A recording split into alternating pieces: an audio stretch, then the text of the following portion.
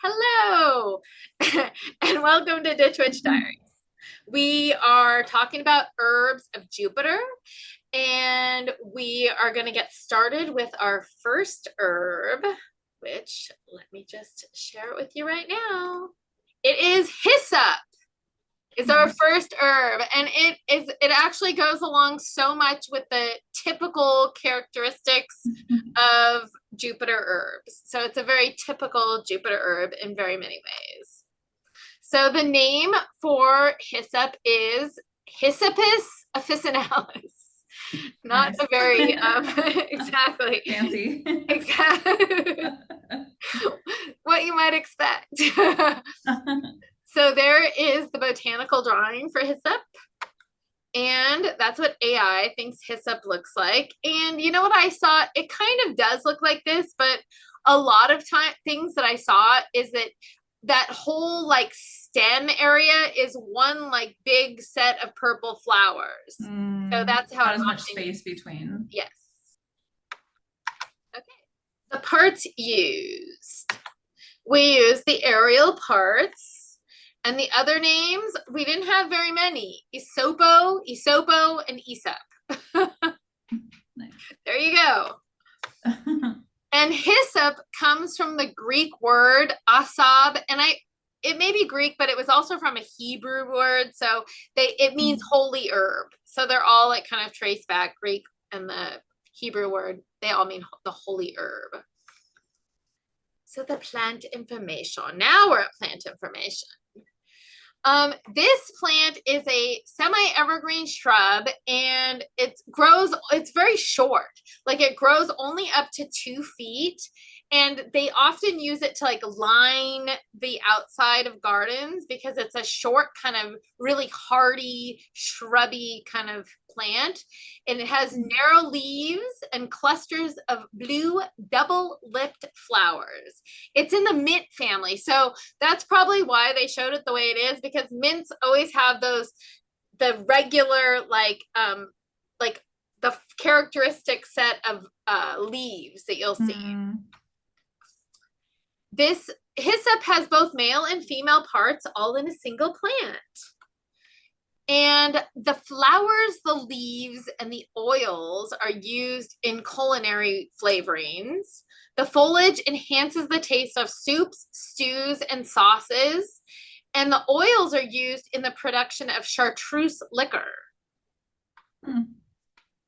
It's a native to Southern Europe and the Mediterranean, and some even say it was a native to Middle East as well, but it was late coming to the Americas.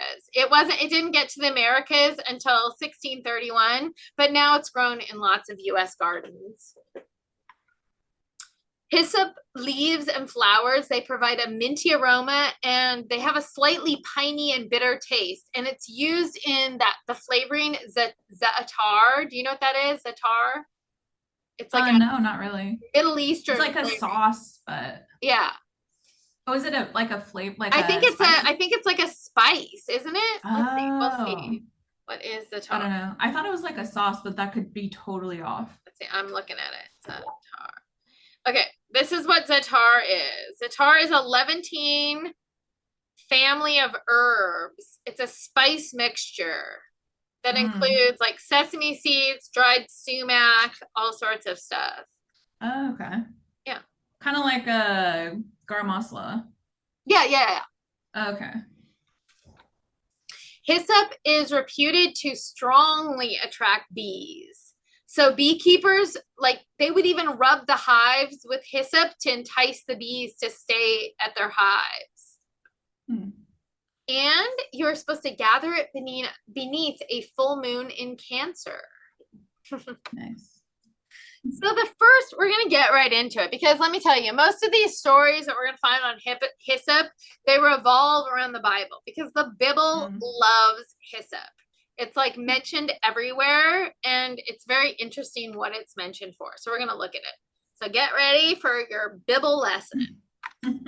So first of all, And I had a picture for each one of these so we can enjoy the pictures and nothing else. So in Psalm 51, it says, behold, you delight in truth in the inward being, and you teach me wisdom in the secret heart. Purge me with hyssop, and I shall be clean. Wash me, and I shall be whiter than snow. So it's about cleaning somebody. So Exodus 12:22 says, take a bunch of hyssop and dip it in the blood that is in the basin, and touch the lintel and the 2 doorposts with the blood that is in the basin. None of you shall go out of the door of this house until the morning. And that's from Passover. So they're dipping it in the blood of the firstborn lamb. And then that whole Passover ceremony is supposed to like reference the death of the lamb later on. And we're going to see that later on. So the Lamb of God is obviously Jesus Christ. So if Christians look back to the Passover and they see these symbols like that, like hyssop, as part of this symbolic retelling. So of this story, and it starts with this, that like you're supposed to kill the lamb of the firstborn lamb without any blemish, and then you were supposed to take hyssop and you were supposed to dip the hyssop in the blood of the lamb and put it on your doorpost, and then the angel of death would pass by your house, because Moses had. So I'll even scroll it back a little bit for people that don't know this story. So the Jews were enslaved in Egypt, and Moses was born and grew up, and he was commissioned to set the Jews free, right? And he was like a stutterer and had issues, but God like came into him, and like he could talk to, and he went to the Pharaoh, and he told the Pharaoh that if he didn't release the Jews, that there was going to be a set of curses that was going to come upon him. And so all these curses came, like flies and locusts and all boils, all this shit, and the Pharaoh would like say would just not release the Jews. And so the final curse was that God was going to kill the firstborn son of every Egyptian or every person in the whole city if he didn't release them. And he didn't release them until that happened. And the way that God knew or got informed not to kill the Jews was that the Jews were told to perform this ritual with hyssop. So they were told to take the hyssop and dip it in the blood of the firstborn, and then their children would be saved. So we're going to see this repeat. So then in Leviticus, what a very pagan ceremony. I know, I love that. Exactly. I just shake my head. Exactly. Okay. This too, and this is where I think everybody gets that Kabbalah reference to the scarlet, to that red thread that they wear around their wrist. Okay, because there's a couple times now. Listen to this in Leviticus 14:52.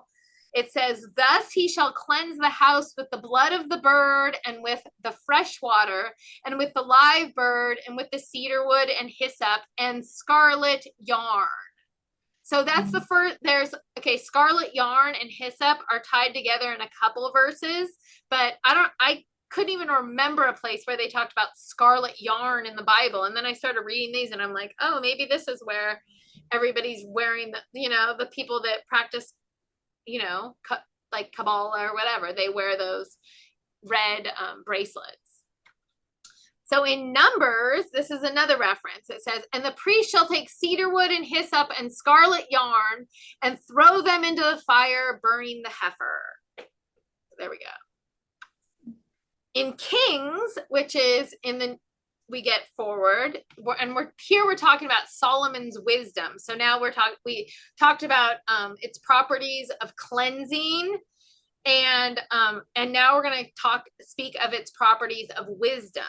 So in 1 Kings 4:33, he spoke of, we're talking about Solomon now, King Solomon, and his wisdom. He spoke of the trees from the cedar that is in Lebanon to the hyssop that grows out of the wall. He spoke also of beasts and of birds and of reptiles and of fish. And here we get the connection here where it's the connection is brought together with hyssop and with the Old Testament Passover and then with Christ's death. So in John 19:29 through 30, it says, a jar full of sour wine stood there. So they put a sponge full of the sour wine on a hyssop branch and held it to his mouth. When Jesus had received the sour wine, he said, it is finished. And he bowed his head and gave up his spirit. So it's like tied with like the death of the firstborn lamb. Like it's that connection is like repeated again in the New Testament. Okay, then in Hebrews 9:19, it says, when Moses had proclaimed every command of the law to all the people, he took the blood of calves together with water, scarlet wool again, and branches of hyssop and sprinkled the scroll and all the people. So as a purification. So, and protection. So we get all these kind of magical properties of Jupiter and Jupiter plants, even revisited within the stories of the Bible. So now let's move to England. And I love that picture because it's important. So in 1255, hyssop was used in the consecration of Westminster Abbey. And what? I didn't know that. Oh, I know. Neither did I. It's pretty cool.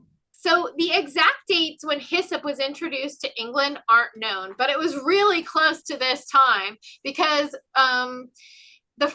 it was naturalized on the walls of Beaulieu Abbey, which was founded in 1203 or 1204. And the cultivation of hyssop is also mentioned in the Feet of Gardening, a text that was written before 1440. So also we know that during the Tudor and the Elizabethan period, there were these things called knot gardens. And that's the picture that you see is of a knot garden. And what they're very geometrically set out garden spaces that are defined with hedges and rows. And frequently these knot gardens featured hyssop. Okay. And then in Europe, we move to Europe. And in the Middle Ages, it was used as a strewing herb. So what strewing herbs was that when your floor needed to be cleaned, you would take like branches of a very fragrant herb, like something like hyssop, and you would throw it down on the ground, and then you would sweep everything up, like everything on the ground and the herbs up together, and it would like leave its scent and impart its energy. Oh, I've never heard of that. I kind of like that. I know, huh? So in Greece and Rome, so the Roman Emperor Charles I is said to have ordered that hyssop be planted in all physic gardens after he got his own health got better after using hyssop. And hyssop was used to command spirits and banish demons, and it may have even been used to speak to the dead. Also here it was employed in purification rituals, and it was used as an offering to gods. It symbolized cleansing and spiritual renewal. The Romans believed that hyssop could purify like spaces and people, and it was used in their religious ceremonies and festivals to that end.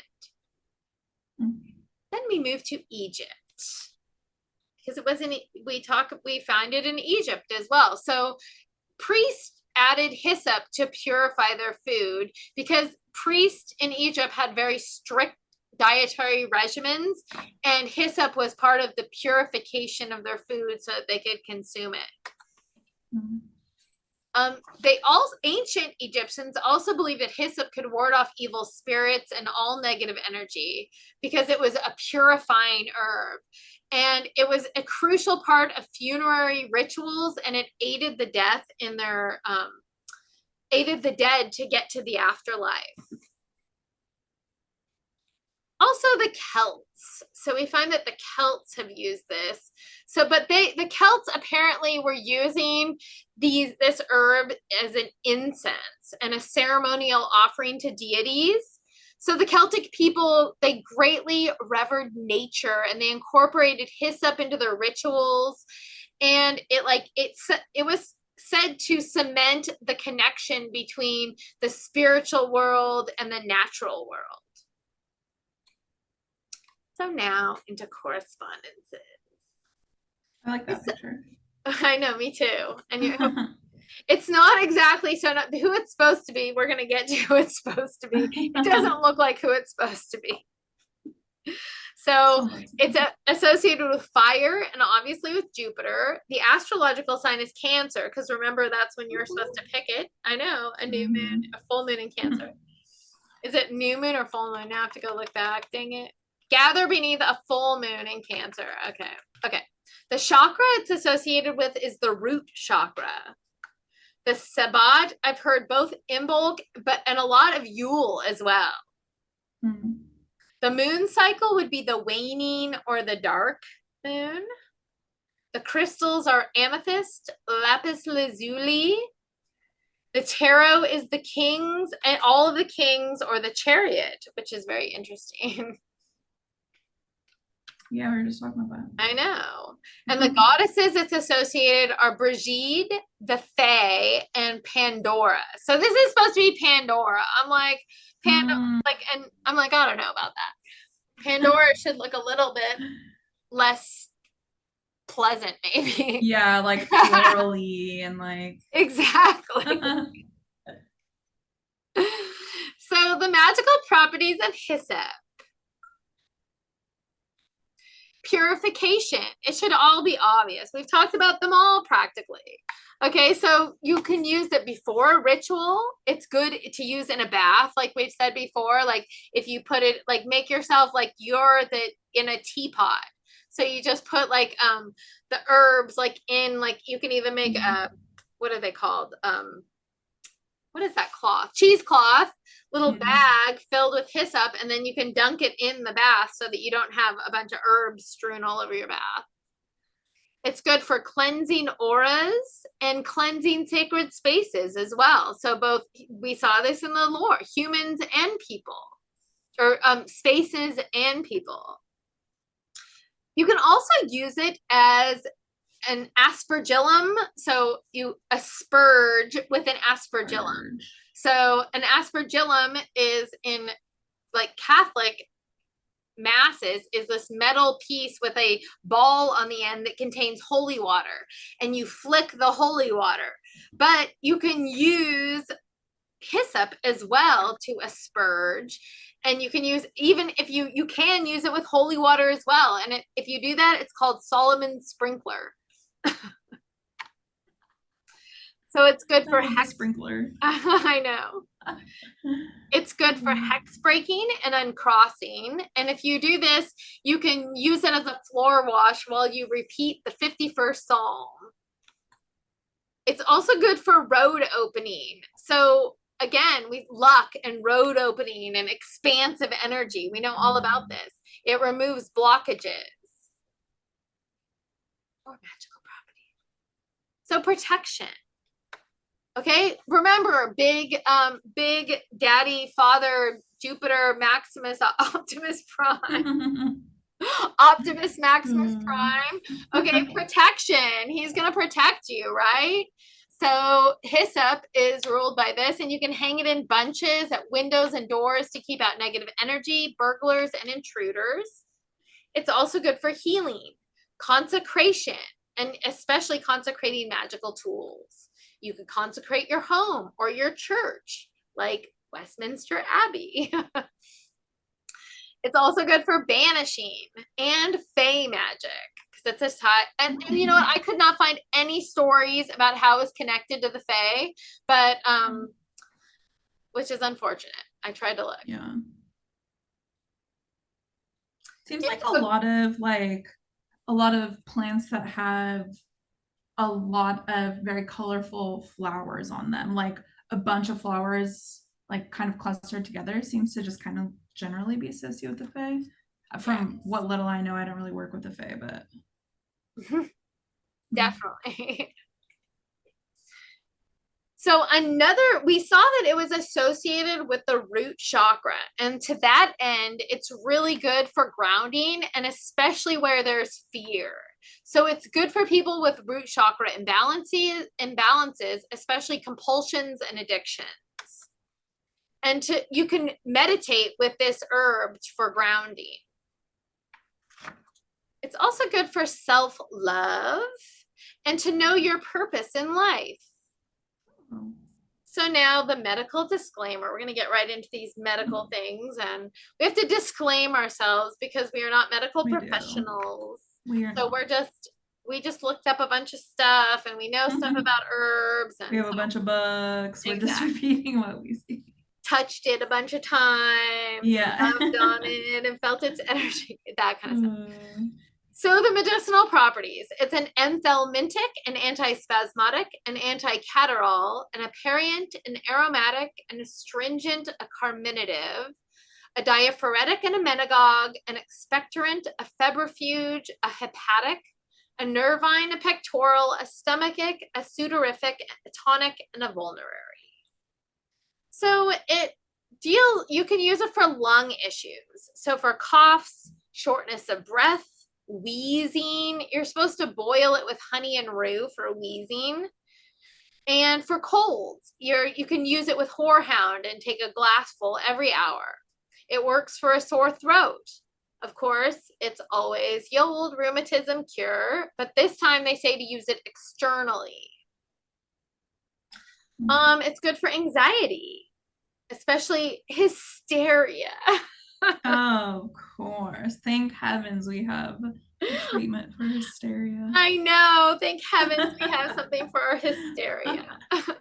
What would we ever do? What would we ever do? We would be put in hospitals for like we were institutionalized, like we were for all that time because of our hysteria. Oh God.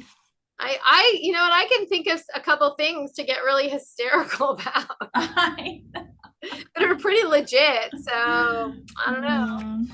It's also good for digestion. So it improves the stomach tone. It's also good for flatulence. So if you infuse 1/4 of an ounce in 1 pint of water for 10 minutes, you can then sweeten it with honey and take a wine glass full 3 times per day, and it will stop your farts. It's also a vermifuge, so it's going to expel those worms. It's slightly laxative, as most vermifuges are. So there you go.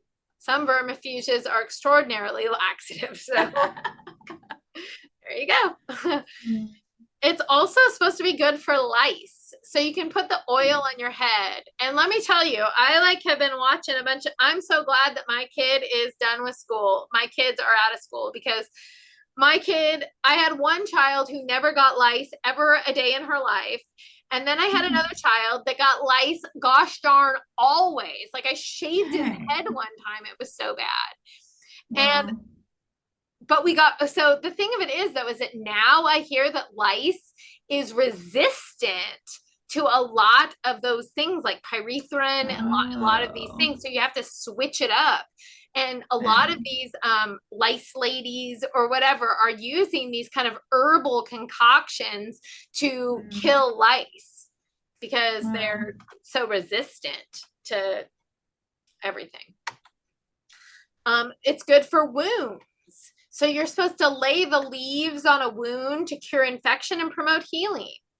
Because get this, and this for any of these, for you guys who are, what are they, the preppers? Okay, this is something that no prepper probably ever considers in the history of their prepping. But this is something that I think if you, like, I'm ready to like plant hyssop just for this in case the end of the world happens. Because penicillin grows and thrives on hyssop. So no wonder if you lay the leaves, it's going to cure infection. Yeah. It's good for cleansing as well. So medicinal properties, it increases circulation. It reduces your blood pressure. It's good for gravel in the bladder. Yikes. I'm so sorry if you have gravelly bladder. It must be painful. It's good for eye trouble. And it's as a tonic, you can take 1 heaping teaspoon to 1 cup of boiling water and let it steep for 20 minutes. And then take 1 to 3 of these per day, a large swallow at a time. But you should only do this for 2 weeks.